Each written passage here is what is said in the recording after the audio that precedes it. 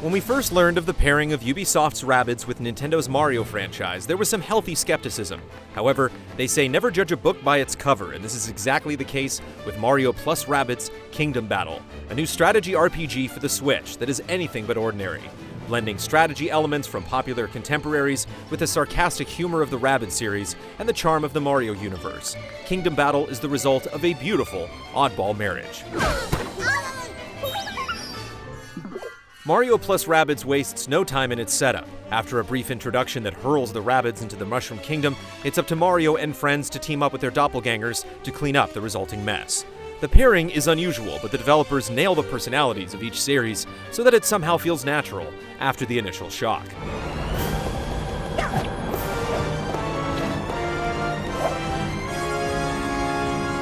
The jokes, both written and visual, contain not only the usual Rabbids style of humor, albeit toned down a notch, but tend to have fun with several tropes of the Mario series too. The writing draws a few chuckles here and there, but there aren't too many laugh-out-loud moments. Though, whoever wrote the opera song that appears in the latter half nails it to deliver the game's most memorable sequence. I might watch Mario Kart, you're first and doing so well, but here comes the spiny shell. Each of the 4 worlds you visit is uniquely themed, working in iconic Mario imagery with a touch of crazy courtesy of the Rabbids. Both the characters and these environments look amazing and sport some of the best visuals on the Switch to date. Grant Kirkhope's fantastic score perfectly sets the mood for these worlds, each with a catchy theme woven into every track.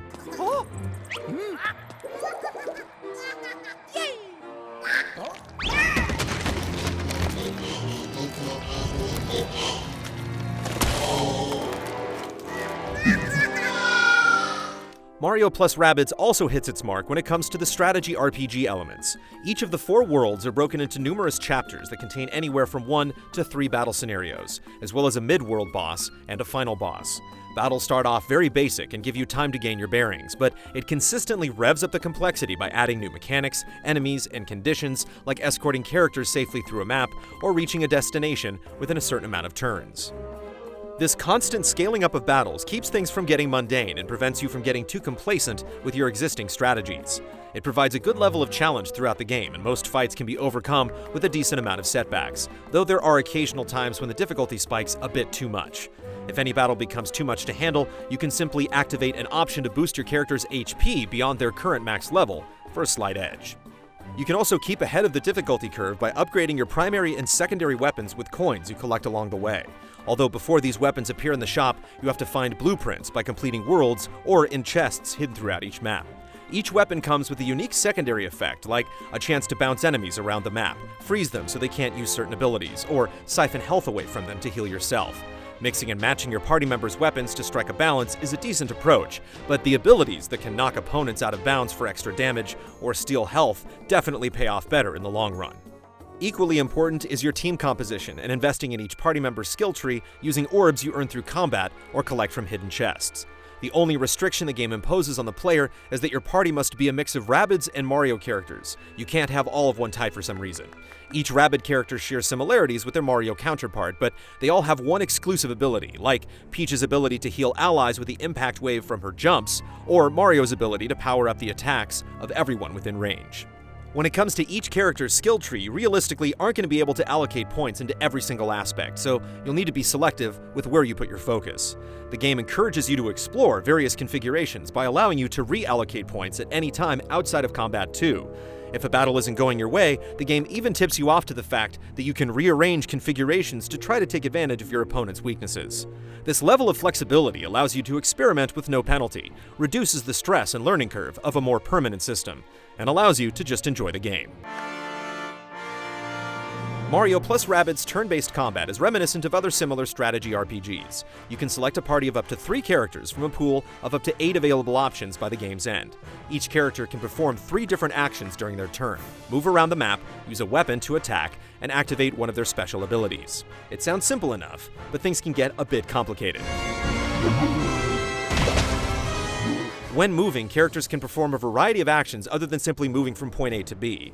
You can dash through enemies to deal damage, use other party members as a springboard to reach otherwise unreachable spots, or use the same mechanic to land on enemies and damage them, and subsequently launch off them to another spot. It takes some getting used to, but the game slowly eases you into each mechanic over the course of the first world, so that by the second world, it feels like second nature. There are a few setbacks when it comes to moving around the battlefield. The most egregious issue is how easy it is to accidentally move to the wrong spot because there's no confirmation prompt or second confirmation input like in most other strategy RPGs. This is further compounded by the fact that while you can preview the range of your attacks and special abilities from your current position, there is no way to preview the range of these from any spot you could move to during your turn. Not being able to preview your range from a potential new spot is a pretty big oversight in what's an otherwise solid system.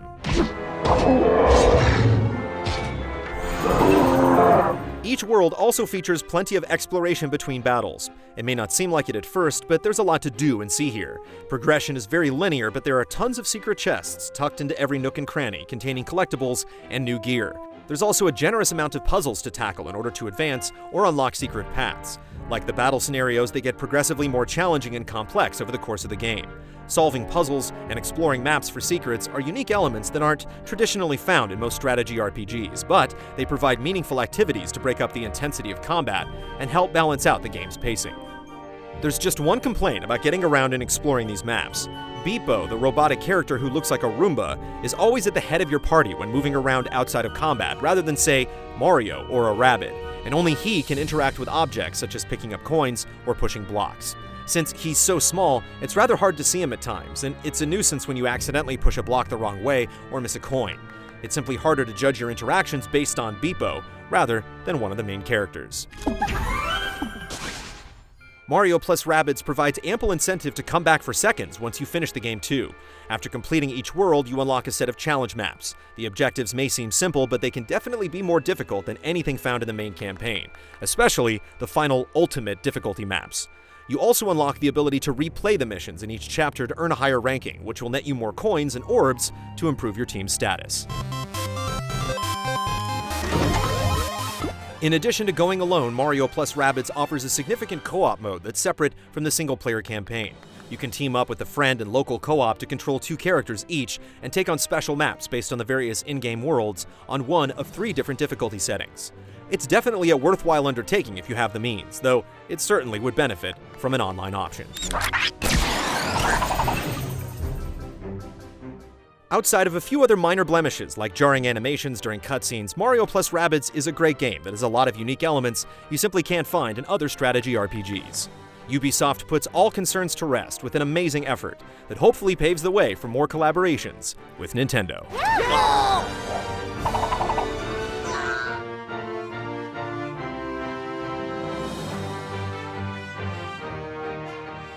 Easy Allies reviews are made possible by generous viewers just like you. If you like what you see, check out patreon.com/easyallies to see our other videos, and consider becoming a patron to help us make more.